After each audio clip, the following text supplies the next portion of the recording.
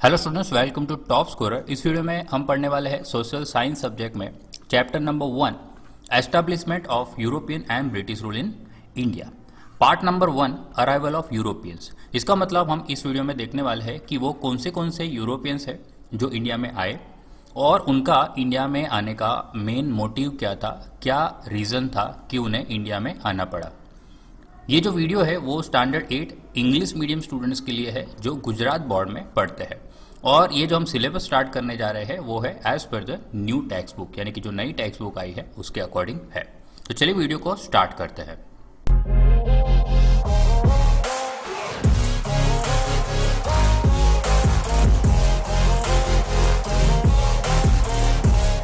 India the centre of attraction.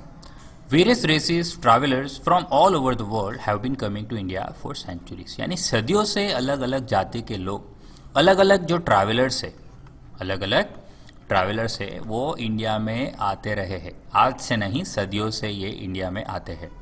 ठीक है, अब इंडिया जो है एक सेंटर ऑफ अट्रैक्शन हुआ करता था, यानी कि इंडिया में अलग अलग देश के लोग आना चाहते थे। तो क्या रीज़न था कि वो इंडिया में आना चाहते थे? क्योंकि इंडिया का मेन जो रीज़न था इंडिया की प्रॉस्पेरिटी, यानी इंडिया एक समृद्ध देश हुआ करता था। समृद्ध देश का मतलब not in terms of gold, मतलब सिर्फ गोल्ड की बात नहीं चल रही। गोल्ड तो था ही, ठीक है, गोल्ड तो था ही, प्लस यहाँ के डायमंड्स, यहाँ स्पाइसेस, यहाँ के क्लोथ्स में कॉटन है, सिल्क है, यहाँ के जो कलर है इंडिगो जैसी चीज़ें, ये सब की बहुत डिमांड हुआ करती थी भाई पहले से।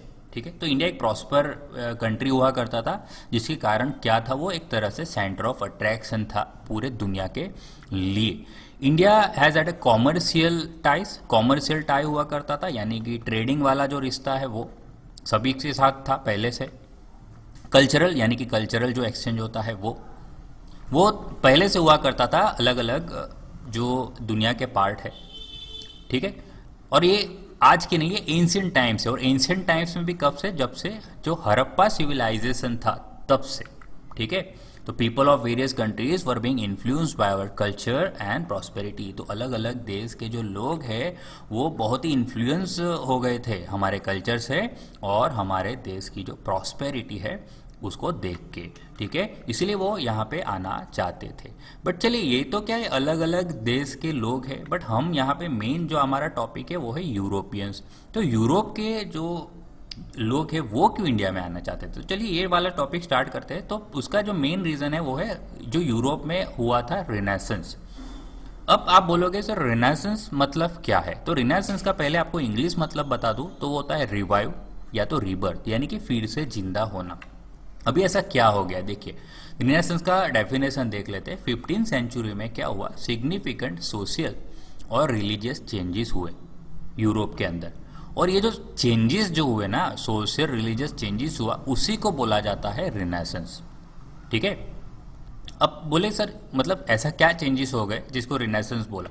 तो देखिए social, one by one explain करता हूँ। सोशल चेंजेस मतलब रहने का तरीका, ठीक है, मतलब उनकी जो नीड है वो सब बढ़ गई। अब उन्हें मतलब क्या चाहिए था, उनको ग्लोरी चाहिए थी। ग्लोरी का मतलब उन्हें अब पैसे चाहिए थे, उनको अपनी इकोनॉमी में सुधार करना था। ठीक है, ये सब चीज़ें करना था। और उनको इकोनॉमी में सुधार करने के लिए अब उनको यूरोप से बाहर निकलना था और दुनिया देखनी थी कि वहाँ पे क्या क्या है, और उनके साथ भी ट्रेडिंग के रिश्ते बनाने थे, नए नए रिश्ते बनाने थे और पैसा कमाना था। ठीक है, क्योंकि अब यहाँ पे उनकी इकोनॉमी बहुत तरीके से ख़राब हो चुकी थी। उन्हें उनकी इकोनॉमी को बचाने के लिए, सुधारने के लिए कुछ ना कुछ तो करना पड़ेगा। इसीलिए उन्होंने क्या किया, नए नए समुद्री रास्ते जो पहले पता नहीं थे, नए नए लैंड के रूट से जो पहले नहीं पता थे, वो सब चीज़ उन्होंने ढूंढनी चालू की।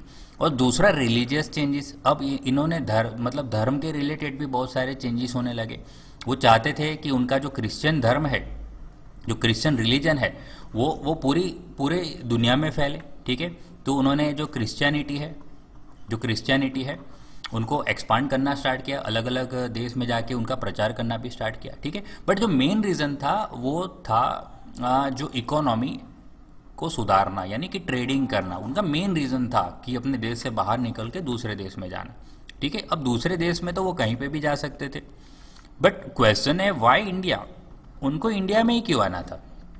तो चलिए ये भी देख लेते हैं। सबसे पहले मैप देख लेते हैं इंडिया का और यूरोप का, है ना। बहुत सारे बच्चों को नहीं पता होता। इंडिया का तो मैप पता होता ही है, यूरोप का मैप नहीं पता होता। तो चलिए देख लेते हैं दोनों मैप।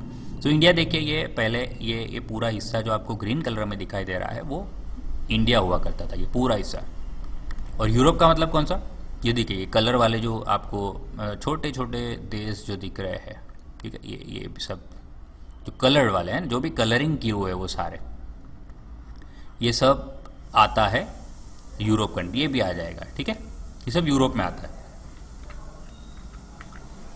तो चलिए समझते हैं कि यूरोपियंस इंडिया में ही क्यों आए भाई, ठीक है, 15 सेंचुरी में। उनका मेन कारण देखिए, अपने देश से बाहर निकलना वो था रेनेसांस, जो मैंने आपको पहले बता दिया। बट इंडिया में ही क्यों?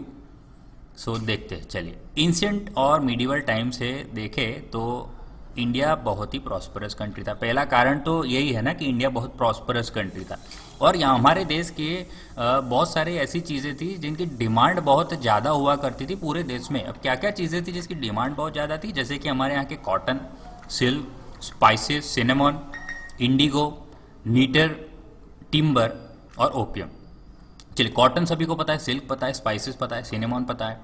इंडिगो, इंडिगो एक देखिए इस तरह से कलर है, जैसे ब्लू जैसा कलर आता है थोड़ा। नीटर और सॉल्ट पीटर क्या होता है? ये होता है एक पोटेशियम नाइट्रेट, ठीक है, जो KNO3 पोटेशियम नाइट्रेट। अब बोले ये किस लिए काम आता है? तो ये क्यों ले जाते थे? तो ये काम आता है फॉर मेकिंग बॉम्ब जैसी चीज़ें बनाने में यूज़ होता है। गन पाउडर जैसी चीज़ें बनाने में काम आता है, ठीक है, गन पाउडर।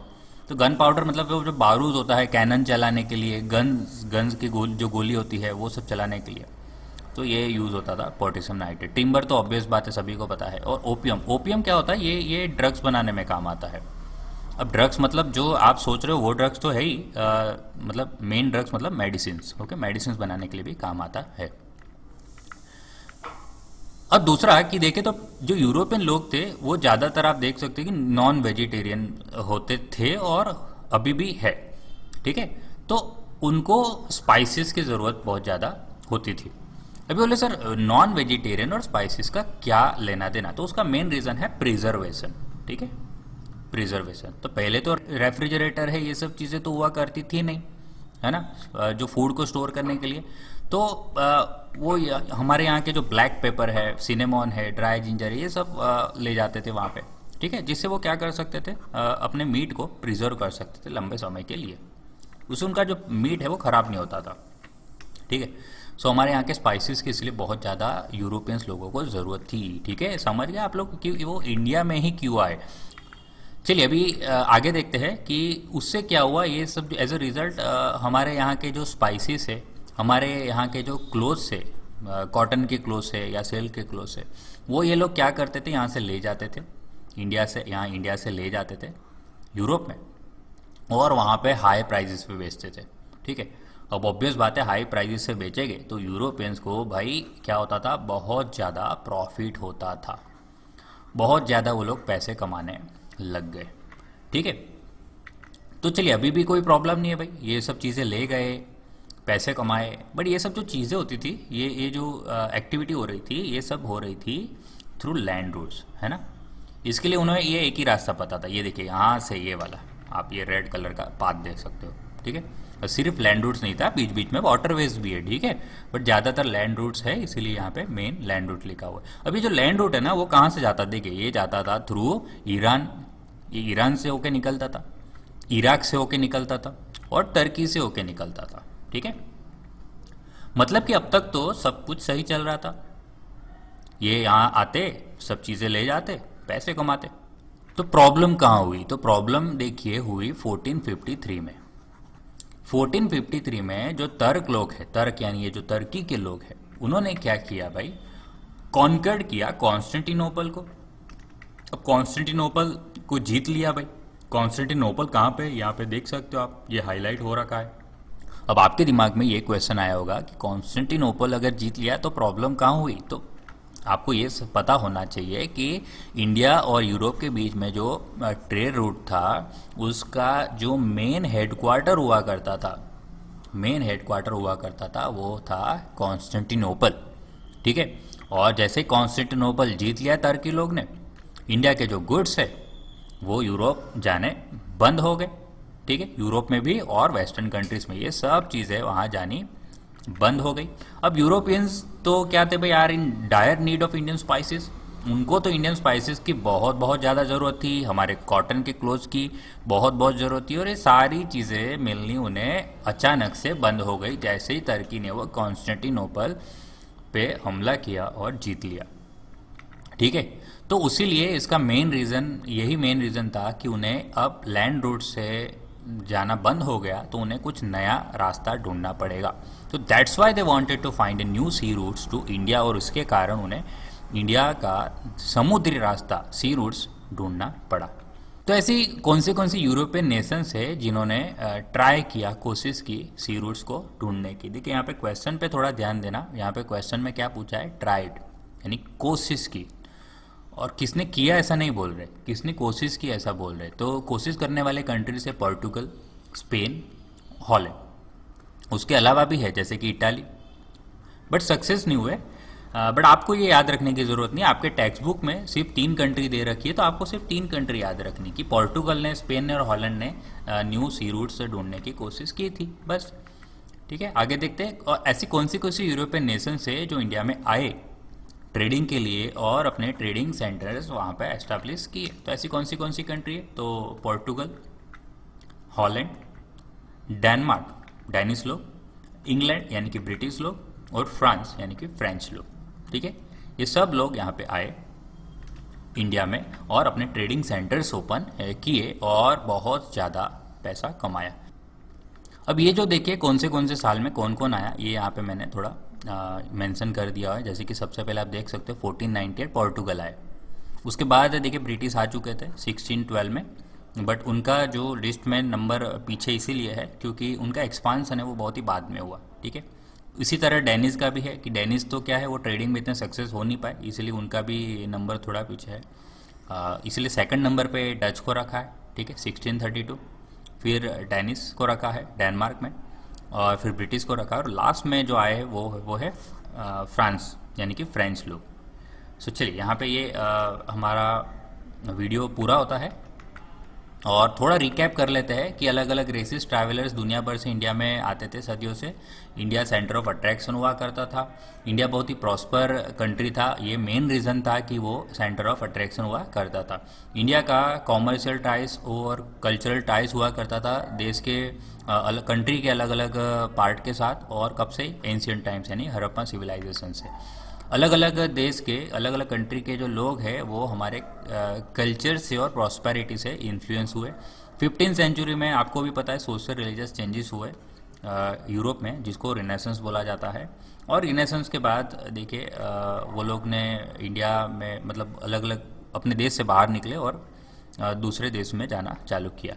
1453 में बहुत ही इंपॉर्टेंट इवेंट हुआ, वहाँ पे टर्क ने कॉन्स्टेंटिनोपल को जीत लिया, और वो एक हेडक्वार्टर हुआ करता था जो इंडिया और यूरोप का ट्रेड रूट था, ठीक है।